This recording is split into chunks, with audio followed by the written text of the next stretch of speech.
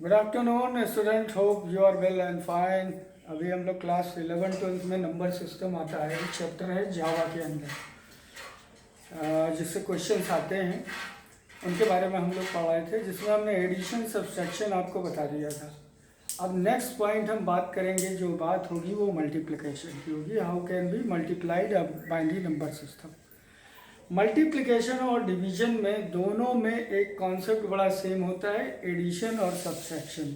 यानी जब मल्टीप्लिकेशन कर रहे होते हैं सिंपल नंबर सिस्टम जो हम डेसिमल नंबर सिस्टम में करते हैं, सेम एज इट इज़ हम अप्लाई करते हैं बाइनरी नंबर सिस्टम में।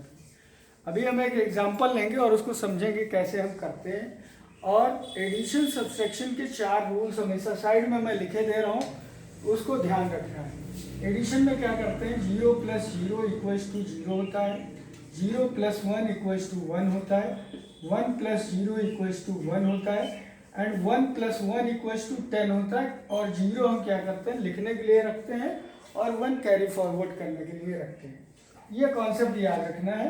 ये होता है एडिशन के लिए। और उसके बाद अगर हम बात करें एडिशन के लिए, उसके बाद अगर हम बात करें तो वो होता है सब्ट्रैक्शन।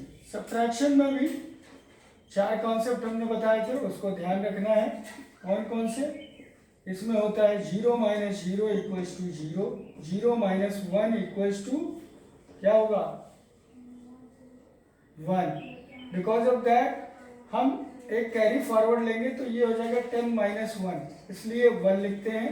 और उसी तरह अगला होगा 1 - 0 = 1 एंड 1 - 1 = 0। ये कॉन्सेप्ट याद रखना है हमको। तो अब यहाँ का जो कॉन्सेप्ट है 0 - 1, इसको अगर ध्यान से देखें तो ये होता है 10 - 1 = 1, इस वजह से होता है। अब इसी का इस्तेमाल, इन दोनों का इस्तेमाल हमारे मल्टीप्लिकेशन में आने वाला है, डिवीजन में आने वाला है। चलिए हम एक एग्जांपल लेते हैं।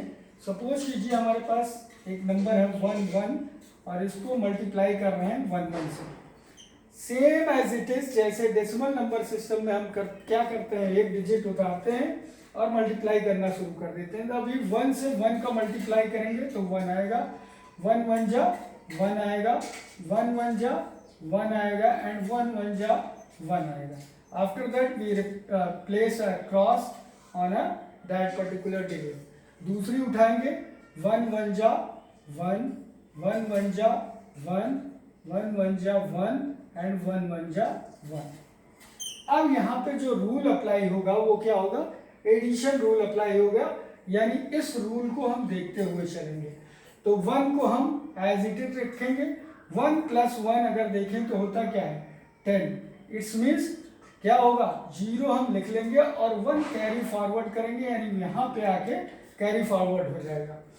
अब क्या होगा, 1 + 1 अगर देखें तो फिर से 10 हो जाएगा, यानी यहाँ 0 हो जाएगा और एक कैरी फॉरवर्ड यहाँ पे आ जाएगा। और 0 + 1 हमेशा 1 होता है, इसलिए यहाँ पे 1 लिख देंगे। फिर से यहाँ पे देखेंगे 1 कैरी फॉरवर्ड आया, तो 1 + 1 क्या हुआ, 10। 10 का 0 हमने नोट कर लिया, और 0 और 1 को अगर हम ऐड करें तो फिर से 0 + 1 1 होता है।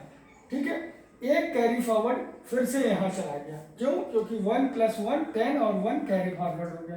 तो 1 + 1 कितना हुआ, 10 हुआ, और एक कैरी फॉरवर्ड यहाँ भी बचा, इसको एज इट इज नोट कर लेंगे। तो ये आंसर हो गया किसका, एडिशन। ये सिंपल एक एडिशन का मेथड हमने आपको बताया।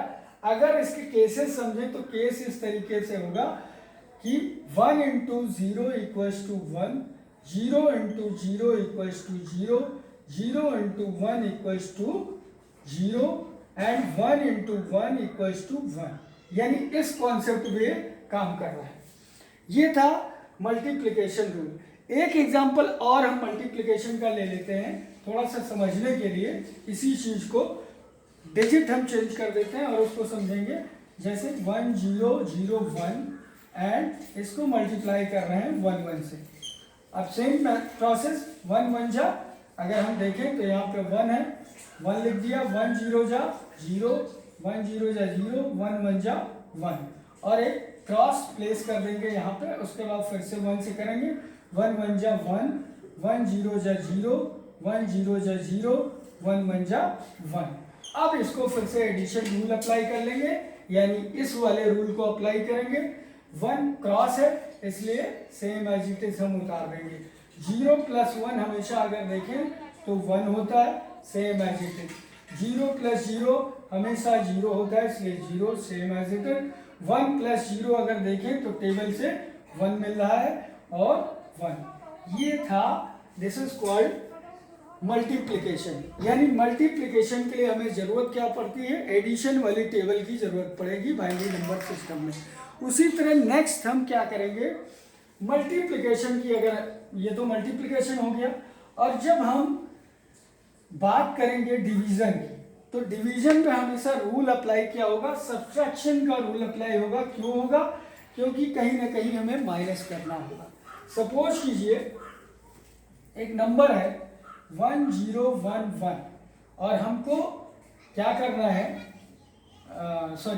1 0 1, और इसको हम डिवाइड कर रहे हैं किससे, 11 से। सपोज कीजिए 11 मत कहा करिए, 1 1 है, क्योंकि 11 डेसिमल में आ जाता है, जबकि 1 1 क्या है, बाइनरी नंबर है। अब इसको करने के लिए हम क्या करेंगे, सबसे पहले 1 से मल्टीप्लाई कर दें, तो 1 1 जा 1, 1 1 जा 1। अगर देखें अब यहाँ पे माइनस रूल अप्लाई होगा। माइनस रूल क्या कहता है, 1 - 1 0, तो ये 0 हो गया। 1 - 1 0 हो गया। अब यहाँ क्या बता, 0 और 1, ठीक है। अब चूंकि जाएगा नहीं तो 0 बार जाएगा, अगर आप चाहो तो 0 बार ले जा सकते हो, तो 0 ये 0 हो जाएगा, 0 0 हो जाएगा, 1 फिर वही, यानी एक रिमाइंडर बढ़ता हुआ चला जाएगा, तो आंसर ये हो जाएगा। इसी को हम दूसरा एक एग्जांपल और ले लेते हैं।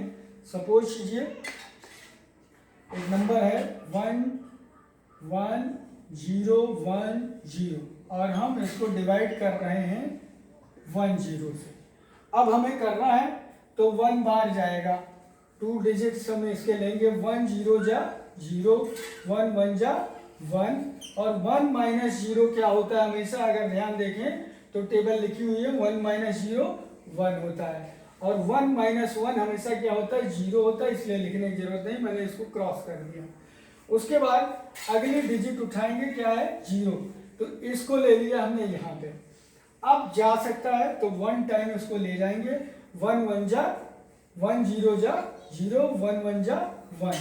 अगर देखें तो क्या बचेगा, क्रॉस हो जाएगा। अगली डिजिट है 1, अब चूंकि 1 जाएगा नहीं तो 0 बार हम इसको लेके जाएंगे, तो इसका मतलब यहाँ आ जाएगा 0, और 1 - 0 होता है 1। अगली डिजिट फिर से हम ले लेंगे, 0 हो जाएगी, और फिर से अगर हम करें तो क्या होगा, 1 जा 10, 1 जा 10, इट्स मीन्स पूरा का पूरा डिवीजन हो गया और आंसर आ गया 1 1 0 1। तो मल्टीप्लिकेशन में एडिशन रूल आपको याद रखना होगा, और उसी तरह डिवीजन में हमें क्या याद करना है, सब्ट्रैक्शन रूल याद रखे रहना है, तभी हम दोनों कर पाएंगे। अगर आप देखें तो आंसर मैच करा सकते हैं आप इसी का उल्टा।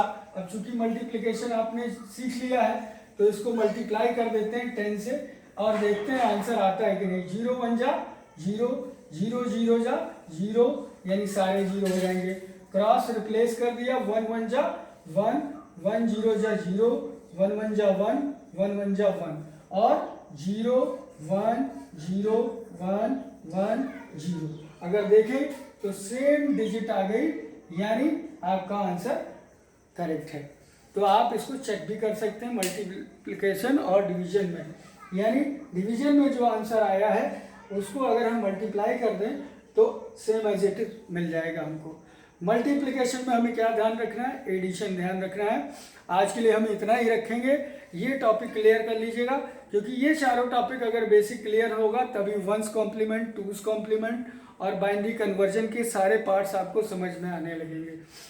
बाइनरी कन्वर्जन में आपको क्या सीखना है, decimal to binary conversion, binary to decimal conversion, इसी तरीके से कई सारे कन्वर्जन मैं आपको बताता चलूंगा। आज के लिए हम इतना ही रखेंगे। तो 2 टॉपिक क्लियर हुआ आपका। सबसे पहला क्या, बाइनरी का एडिशन, बाइनरी का सब्ट्रैक्शन, बाइनरी का मल्टीप्लिकेशन एंड बाइनरी का डिवीजन। ये 4 कॉन्सेप्ट बेसिक कॉन्सेप्ट हैं। इनको अगर आप समझ गए तो उसके बाद इसके कई सारे से, यानी अभी डेसिमल में भी आएंगे बाइनरी नंबर्स, जिनका इस्तेमाल हम करेंगे आने वाले एग्जाम्पल के साथ साथ हम लोग करते चलेंगे और ये चैप्टर फिनिश कर लेंगे नंबर सिस्टम को। नंबर सिस्टम अगर आपका क्लियर हो गया तो 12th में बोर्ड में जो कुछ क्वेश्चंस इनसे रिलेटेड होते हैं उनको भी हम अटेम्प्ट करते हुए चलेंगे और आपके सारे टॉपिक्स क्लियर हो जाएंगे। आज के लिए इतना ही। Thank you, bye bye, have a nice day.